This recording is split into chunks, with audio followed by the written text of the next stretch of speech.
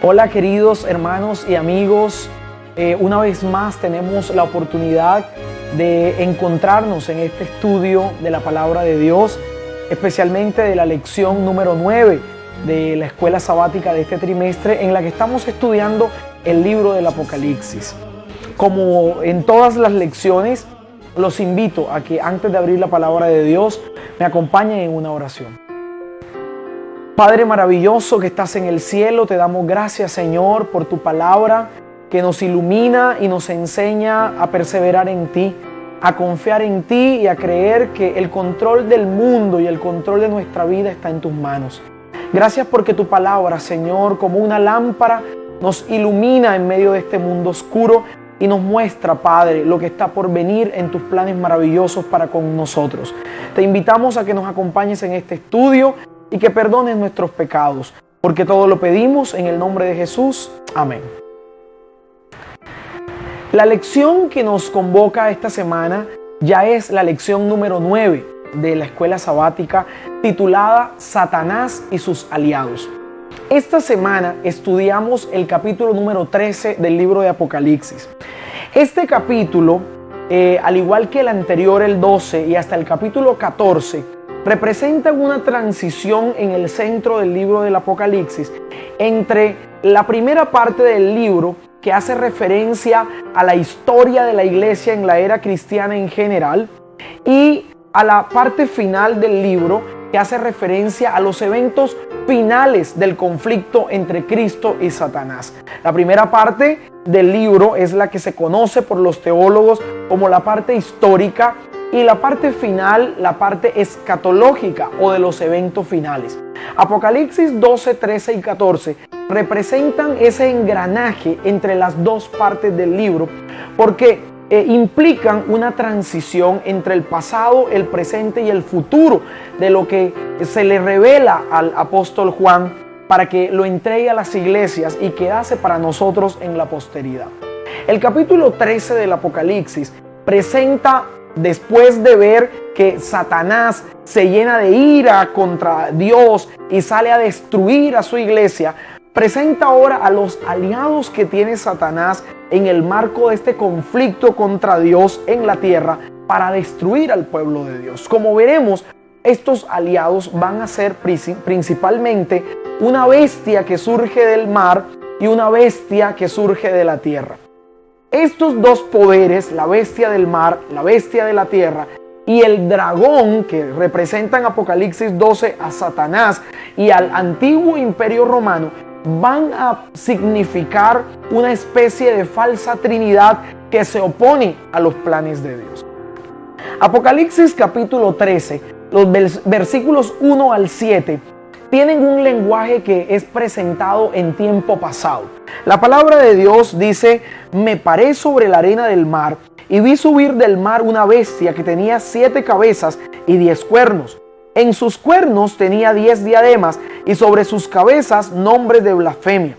La bestia que vi era semejante a un leopardo, sus pies eran como de oso y su boca como boca de león.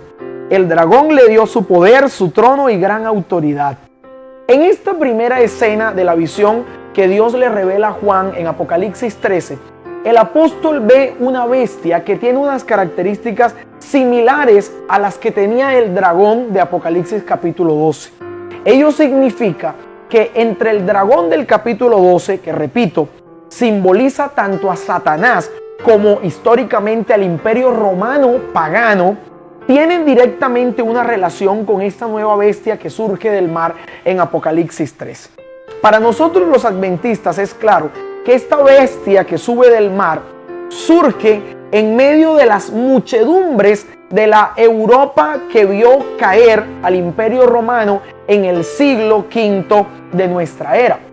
Esto es una conclusión que sacamos de Apocalipsis capítulo 17 versículo 15, en donde se nos explica que las muchas aguas sobre las que la ramera se sienta representan muchedumbres, pueblos, naciones, tribus. Es decir, estas aguas de donde surge la bestia indican un sector poblado de la tierra que en el marco histórico de la profecía representa sin duda alguna la Europa que está entrando a la Edad Media alrededor del siglo V de nuestra era cristiana.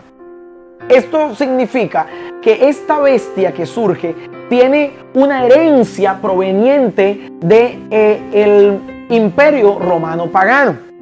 Esta bestia tiene exactamente las características de las bestias que se representan en Daniel capítulo 7. Estas bestias tienen características políticas y religiosas y ahora parecen sumarse en esta bestia de Apocalipsis capítulo 13.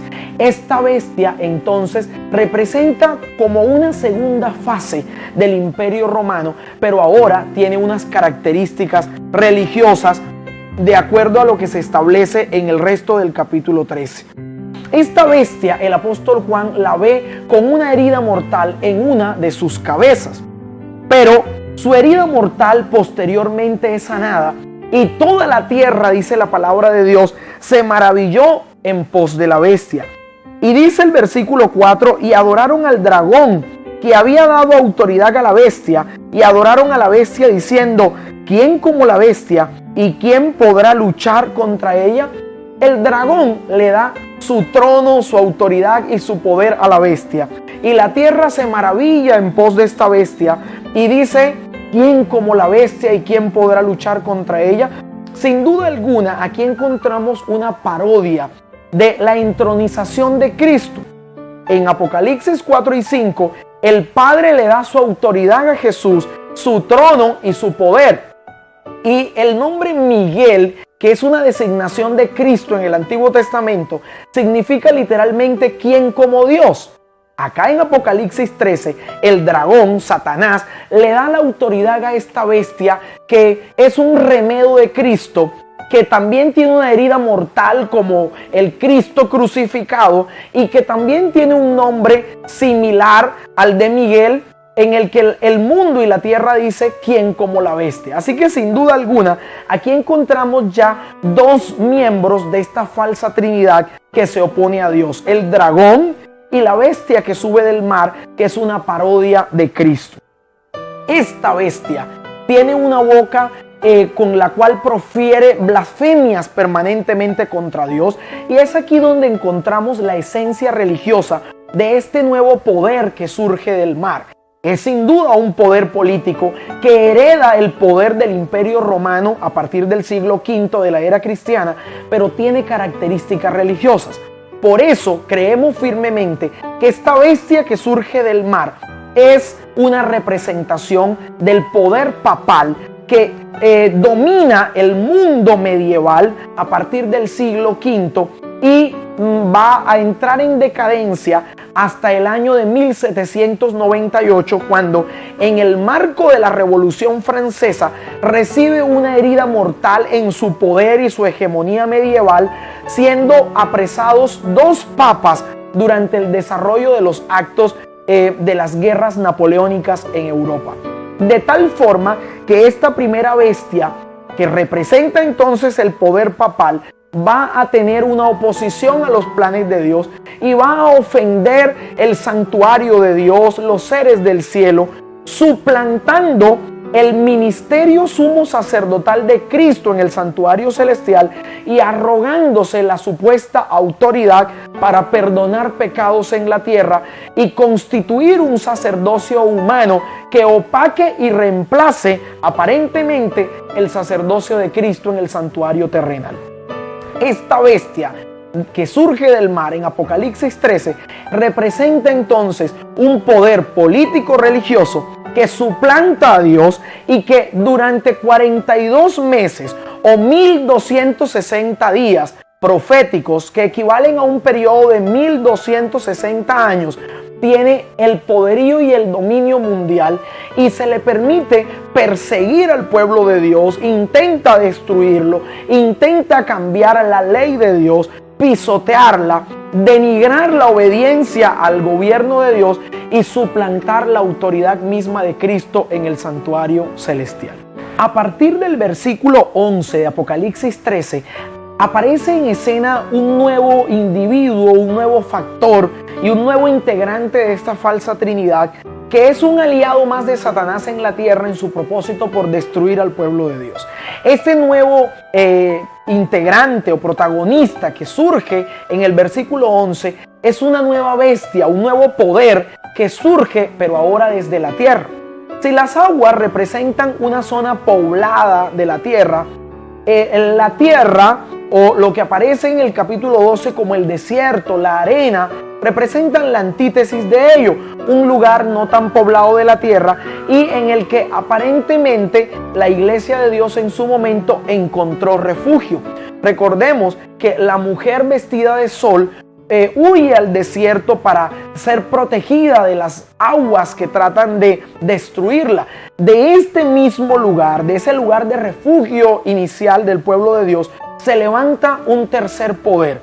Tenemos ahora al dragón, que representa a Satanás y al imperio romano en su fase pagana. Tenemos a la bestia que surge del mar, que representa al papado.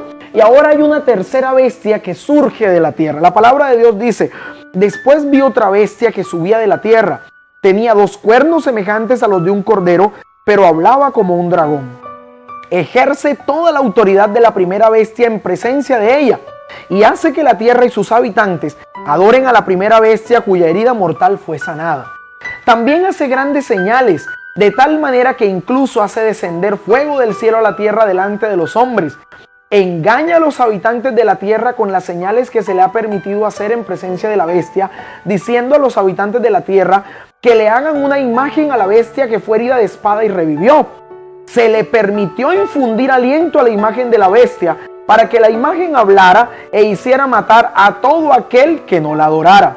Y hacía que a todos, pequeños y grandes, ricos y pobres, libres y esclavos, se les pusiera una marca en la mano derecha o en la frente, y que ninguno pudiera comprar ni vender, sino el que tuviera la marca o el nombre de la bestia o el número de su nombre. En esta segunda escena de Apocalipsis 13, aparece esta tercera bestia que parece hacer señales milagrosas, defiende a la primera bestia, a la que surge del mar, la que tuvo una herida de espada mortal pero que revivió, y ahora también le invita al mundo a que le hagan una imagen a esa primera bestia. Sin duda, esta tercera bestia o este tercer personaje, que es la bestia que surge de la tierra, es ahora una parodia ya no del Padre ni de Cristo, sino del Espíritu Santo. Por eso el énfasis de este tercer protagonista, enemigo de Dios, son sus señales milagrosas para tratar de reafirmar el ministerio de la bestia que surge de la tierra, así como los milagros del Espíritu Santo reafirmaron el ministerio de Cristo en la tierra. De la misma manera como el Espíritu Santo sopló aliento de vida y el ser humano tomó existencia de acuerdo a Génesis capítulo 2, de la misma forma esta bestia que surge de la tierra le infunde aliento a la imagen que se le hace posteriormente a la primera bestia para que toda la tierra la adore. Esta bestia que surge de la tierra tiene unas características particulares.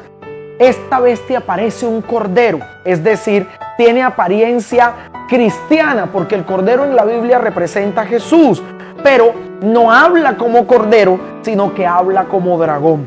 Y el dragón, que repito, también representa al imperio romano pagano, hablaba de una manera autoritaria, impositiva.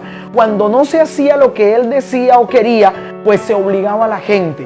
De tal forma que los emperadores romanos cometieron grandes genocidios de cristianos y de otras comunidades para que se sometieran a sus caprichos. Estas son las características de la bestia que surge de la tierra. Este poder entonces representa a otro grupo también de ascendencia o tradición cristiana, pero con un gran poder político, tanto que al final del tiempo va a ser capaz de obligar a toda la tierra para que adoren a la primera bestia y a la imagen que se crea de esa primera bestia, de tal forma que aquel que no la adore sea encarcelado, restringido, obligado a cumplir las penas que le inflijan. Esta última bestia es una representación de aquellas iglesias falsamente protestantes que hoy ponen su énfasis en los milagros y en los eventos sobrenaturales. La sierva de Dios indica que esta bestia que surge de la tierra representa un poder que debe surgir en el momento de decadencia o de la herida mortal de la bestia que surge del mar. Y el único poder político, pero de tradición cristiana, que cumple estas características en la profecía y que surge alrededor de 1798, cuando la herida de muerte es infligida al poder papal, es el poder del gobierno de los Estados Unidos de Norteamérica. Un gobierno de tradición protestante, pero con la capacidad para obligar a la tierra a cumplir todos sus designios de carácter político.